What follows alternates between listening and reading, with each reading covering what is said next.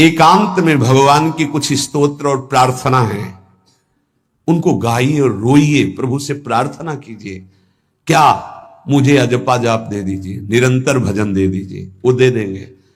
हमने संतों से सुना है कि भगवान भजन मांगने की बात को बड़ी जल्दी पूरी करते हैं, कि मुझे अखंड भजन दे दीजिए, हृदय से जब चाहोगे तब। वो अंतर्यामी है, वो आपके अंदर बैठे देख रहे हैं। भगवान मुझे भजन दे दिए, और आपके चल रहा विविध भोगों की, तो पहले उन भोगों को नष्ट करेंगे या पूर्ण कराएंगे, तब आखिरी बातें आएगी।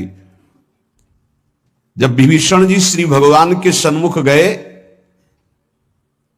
तो भगवान ने सबसे पहली बात पूर्ण की, जो लंका में चलते समय भाव आया था कि भगवान के चरणों का आश्रय लेकर उनके बाहुबल से इस रावण का विनाश करके जिस सिंहासन पर बैठकर इसने लात मारी, यहीं बैठूंगा आके।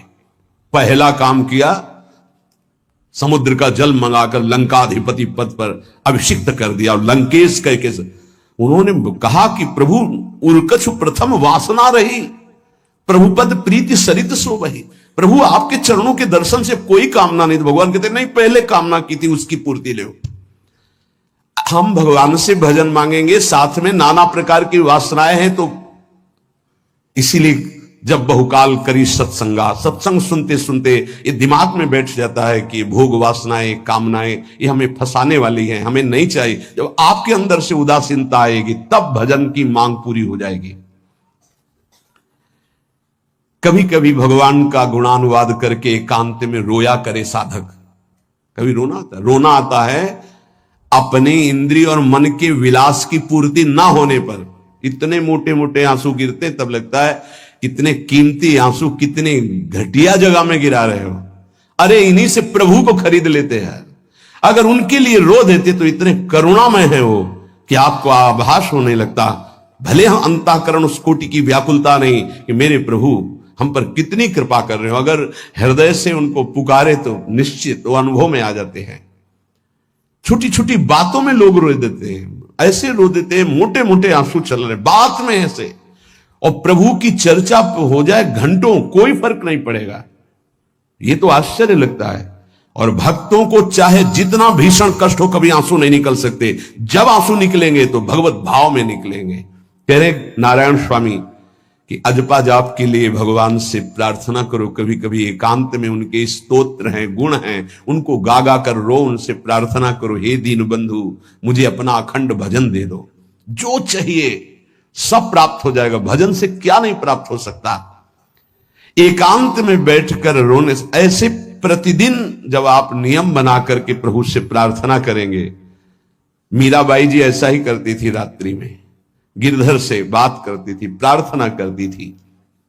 नारायण स्वामी जी कह रहे हैं उपासक ये बिल्कुल ध्यान रखे, यदि नाम सिद्ध करना है तो झूठ बोलना शपथ पूर्वक त्याग दे। झूठ नहीं बोलूंगा, सत्य बोलना इस अजपा जाप के लिए निहायत जरूरी है, निहायत जरूरी है।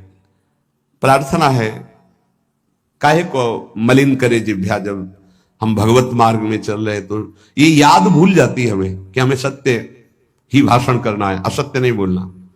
ये हमें भूल जाते हैं। क्यों भूल जाते हैं? क्योंकि माया का ऐसा प्रभाव। अगर हम भजन के प्रेमी हैं, भजन बढ़ाना चाहते हैं, तो हम झूठ क्यों बोले?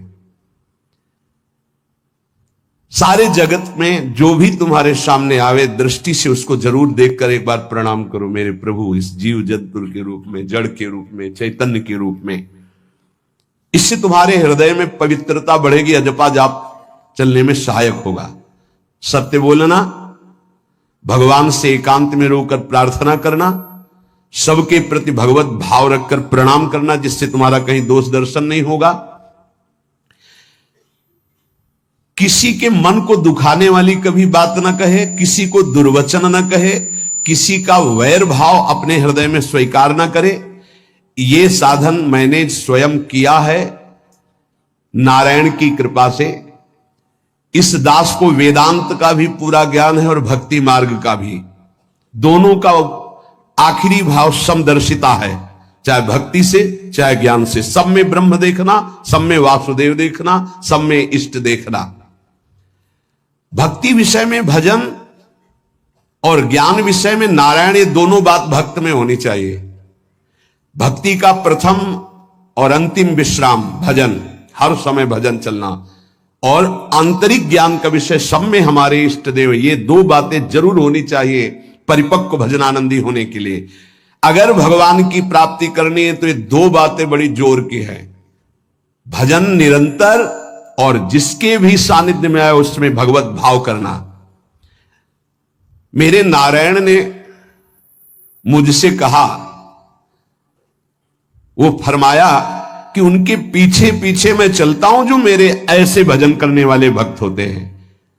और श्री कृष्णचंद्र जी ने दयालुता में भागवत में कहा, अनुब्रजा में हम नित्यम पुयत्यंगुरेण भी। मुझे बहुत रोना आता है बात सुनकर के कि दास की चरण रज के लिए स्वामी पीछे पीछे डोलता है। किस भक्त के पीछे? जो दो बातें यहां कही, जो निरंतर नाम जप करता है और सब में भगवत भाव रखता है। तो भगवान नारायण ने नारायण स्वामी से कहा कि मैं उसके पीछे पीछे डोलता हूं कि उसकी चरण रज मेरे ऊपर पड़ जाए। और भगवान श्री कृष्णचंद्र जी ने कहा, निरपेक्षम मुनिम शांतम निर्वैरम सम दर्शनम। निरपेक्ष जो किसी की अपेक्षा नहीं रखते, किसी से कोई संबंध नहीं, स्वार्थ का। मुनिम जो निरंतर मंत्र का नाम का मनन करते रहते हैं। शांतम हर द्वंद्व की प्रहार स्थिति में वो शांत रहते, विचलित नहीं होते। निर्वैरम कोई उनसे वैर करे तो भी वो उससे वैर नहीं करते। और समदर्शी सब में अपने इष्ट को देखते। ऐसे संतों के पीछे में भगवान कहते उनकी चरण रज लेने के लिए हर समय पीछे पीछे रहता हूं। अहिंसा परमो धर्मा शास्त्रों में वर्णन किया गया है। इसलिए किसी भी जीव को कष्ट नहीं पहुंचाना है। गर्दन झुका करके रास्ते में चलना सीखो कि नीचे कोई जीव तो नहीं दब रहा हमारे पैर से। शरीर को सावधानी पूर्वक, किसी को दुख ना पहुंच जाए मेरे शरीर से। वाणी को संभाल कर, किसी के हृदय में बाग बाण ना लग जाए, वाणी का बाण ना लग जाए। बाहर का प्रहार तो सहा जाता है, लेकिन जब हृदय में शब्द चुभता है वचनों का, ये बाण खरकता रहता है। किसी भी जीव को कभी मारना नहीं, वो तुम्हें नुकसान नहीं पहुंचाएगा। गीता वाटिका में सांप निकला, फण वाला कोबरा। राधा बाबा ने कहा, देखो अभी केवल हमने देखा है, अगर और लोग देखेंगे तो आपको पीड़ा पहुंचा सकते हैं। इसलिए एक लकड़ी उठाई और कहा, मैं रास्ता बना रहा हूं, आप इधर से चले जाओ। ऐसे किया, सांप उधर चला। सब में भगवान है। अगर हम भगवत भाव करते हैं तो निश्चित वहां से कोई विरोध नहीं होगा। जब हम भगवत भाव करते तो सर्वात्मा भगवान वहां विराजमान, कैसे आक्रमण करेंगे? जैसे रत्नावती जी के लिए माधव सिंह ने जंगली शेर पिंजड़े में बंधवा कर वहां लाए, और ऊपर से बालकनी से पिंजड़े का ऐसे खींच दिया गया, शेर बाहर निकला दहाड़ता हुआ। और वो पूजा में थी ठाकुर जी के संतशाला में, बहुत से संत विराजमान थे। दासी ने कहा, महारानी सावधान, सिंह। आरती करने जा रही थी, मुड़ी और कहा, नहीं सिंह नहीं, नृसिंह। हमारे भगवान नृसिंह देव पधारे। और थाल लेकर मुड़ी तो जैसे सीधी गाय ऐसे खड़े हो गए। तिलक लगाया, आरती की, प्रणाम किया। सिंह घूमा और छलांग मारी ऊपर, जो बालकनी में राजा के पार्षद उसको बंदी बना करके लाए, सांप को फाड़, और जंगल में। किसी संत को, रत्नावती जी को या किसी को वहां कोई क्षति नहीं, लेकिन जो उनकी क्षति के लिए लाए थे उनके लिए वो सिंह, इनके लिए वो भगवान नरसिंह। यथा योग्य दूसरे की सहायता करना, यह अपने भजन को बढ़ाने के लिए अत्यंत आवश्यक है। नारायण स्वामी जी कहते हैं, साधु क्या सहायता करेगा? मान लो जो अकिंचन है वो क्या सहायता करेगा? तो विद्या दान सबसे बड़ा दान है। तुमने जो शास्त्रों में स्वाध्याय किया है, जो अनुभव किया है, वो दूसरों को दो। जो अधिकारी है, जो दैन्य है, जो सुनना चाहता है, उसे जरूर सुनाना चाहिए। जो विद्या का दान करता है,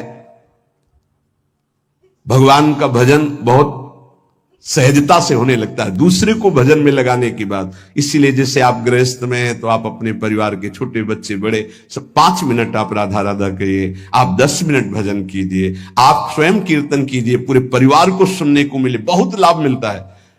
सब अगर नगर कीर्तन करें तो लाखों लोगों के पाप नष्ट हो जाए, आपको बहुत जल्दी भगवत प्राप्ति हो जाए। ये साधन होते थे। अब क्या हो गया कि इतनी भजन के प्रति लघु बुद्धि हो गई कि शर्म लगेगी कि हम पूरे गांव में कैसे कीर्तन करें। जो शर्म लगने वाली बातें उनमें शर्म नहीं, नाम जप में शर्म लगेगी कि हम 10 लोग मिलकर नगर कीर्तन करें। पहले ऐसा था, प्रातः 4 बजे गांव के 10-20 लोग बड़े बूढ़े मंजीरा लेकर ढोलक लेकर के आसपास गांव में फेरी देते थे, जिसे प्रभात फेरी कहते थे, और वो नाम कीर्तन करते हुए कितनी सुंदर प्रथाएं थी। शाम के समय रामायण या भागवत की कथाएं कोई जो पढ़ा लिखा है वो सुना रहा है, 10-20-50 ऐसे आसपास के घरों के लोग बैठकर भगवान की चर्चा सुन रहे हैं। ये जरूर करना चाहिए, जो भजन के लिए बहुत उत्साह बढ़ता है। ध्यान करते समय, भजन करते समय मन तुम्हें घुमा घुमा कर माया में फंसाएगा। नारायण स्वामी का अनुभव, तुम्हें उसको घुमा घुमा के भजन में लाना है, ये युद्ध करना है।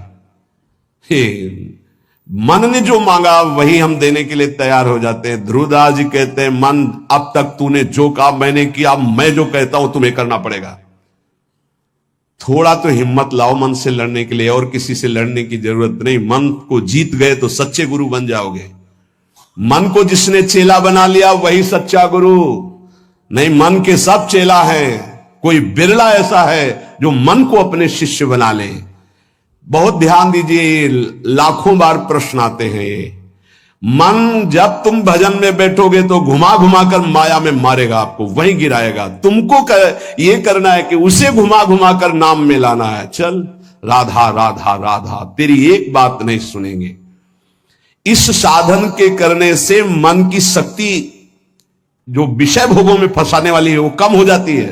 ध्यान दीजिए, बड़े अनुभवी महात्मा है नारायण स्वामी।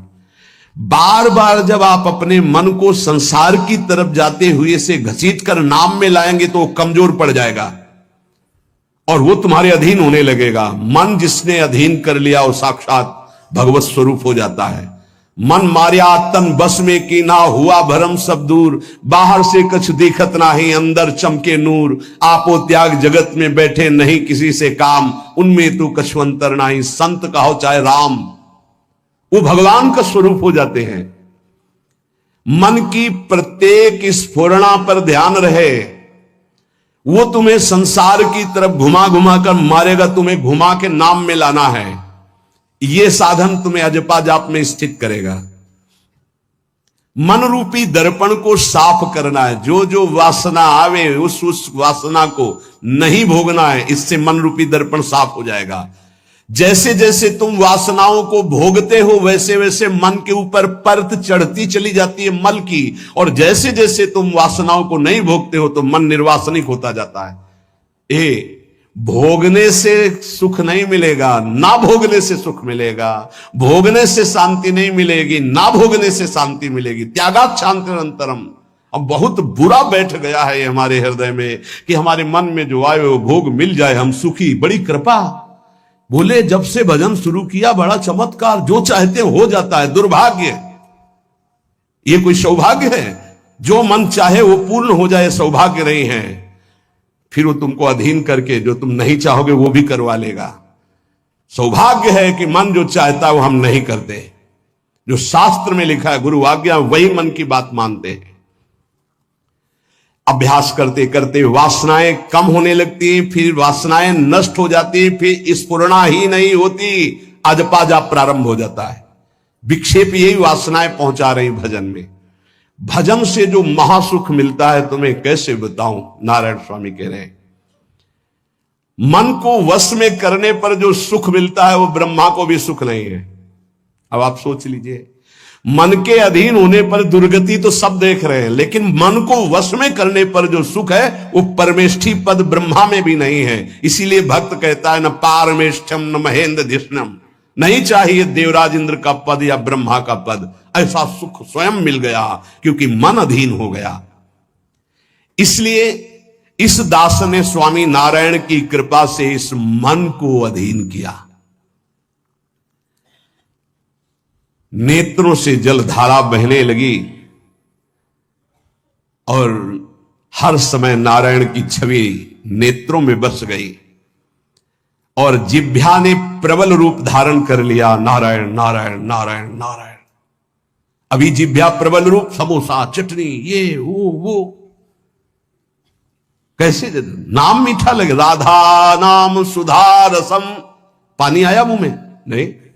राधा नाम सुधा रसम, पानी आया मुंह में? नहीं आया।